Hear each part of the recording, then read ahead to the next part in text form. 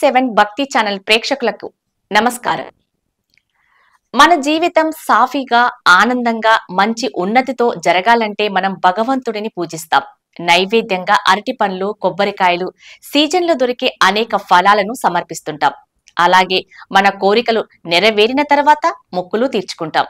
ఇక కోరమీసాల వీరభద్రుడికి సమర్పించే నైవేద్యం చాలా విచిత్రంగా ఉంటుంది. అక్కడ గుమ్మడికాయ సమర్పిస్తే మొక్కు తీరినట్లే. ఇలా కోరికలు నెరవేరిన ప్రతి ఒక్కరూ నెత్తిన గుమ్మడికాయ పెట్టుకొని కోరమీసాల వీరభద్రుడి వద్దకు క్యూ కడతారు. ఇంతకీ ఆ గుమ్మడికాయ మొక్కులేంటి? ఎక్కడుంది ఆ దేవాలయం? ఎందుకు గుమ్మడికాయ మొక్కు చెల్లిస్తారు అనే ఆసక్తికర విశేషాలను మనం తప్పక తెలుసుకోవాల్సిందే. ఇక సాధారణంగా దేవాలయానికి వెళ్లిన భక్తులు కొబ్బరికాయలు కొట్టడం, పసుపు కుంకుమలు సమర్పించటం, కొబ్బరికాయలు ముడుపు కట్టడం చూస్తుంటాం. సమ్మక్క సారక దేవతలకైతే బెల్లం మహా నైవేద్యం సమర్పిస్తారు.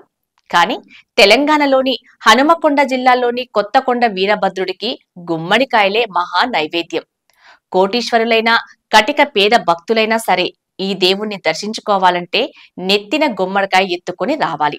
దానినే నైవేద్యంగా సమర్పించాలి. కొత్తకొండ వీరభద్రస్వామికి అనేక మంది విద్య, ఉద్యోగం, వ్యాపారం లాంటి ఆరోగ్యం ఇలా అనేక విషయాల్లో భక్తులు మొక్కులు మొక్కుకుంటారు.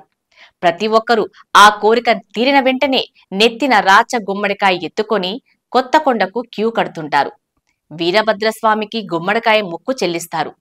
సామాన్య భక్తులే కాదు, ప్రజా ప్రతినిధులు, ఉన్నతాధికారులు కూడా నెత్తిన గుమ్మడికాయ, చేతిలో కూర మీసాలతో తరలివచ్చి వీరభద్రుడికి మొక్కులు చెల్లించుకుంటారు. ఇలా మొక్కుగా రాచగుమ్మడికాయ సమర్పించడమే ఈ ఆలయంలో ఆనవాయితీ. జాతర సందర్భంగా వేలాది గుమ్మడికాయలు సమర్పిస్తారు ఈ ఆలయంలో. ఇక్కడ పండితులు కథనంలో పురాణాల ప్రకారం గుమ్మడికాయ మొక్కులకు చాలా పెద్ద విశేషం ఉంది. దక్షయజ్ఞంలో దక్షుని వీరభద్రుడు సంహరించినట్లు అందరికీ తెలుసు. ఇక వీరభద్రుడు కోపాన్ని శాంతింపజేయాలంటే ఎన్ని తలలు తెగినా అసాధ్యమే. అందుకే ఆనాడు దేవతలు కోటి కుష్మండాలను సమర్పించి శాంతింపజేశారు.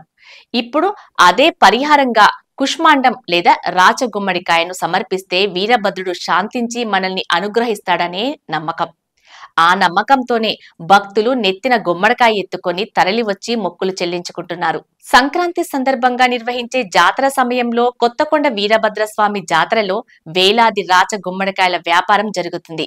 కొత్తకొండ వీరభద్రస్వామికి ఏ కోరిక కోరినా అది తప్పక తీరుతుందంటారు స్థానికులు. అంత మహిమగల ఆలయం కొత్తకొండ వీరభద్రస్వామి ఆలయం. ఎప్పుడైనా వీలు చేసుకొని వెళ్లి దర్శించుకోగలిగిన క్షేత్రం ఇది.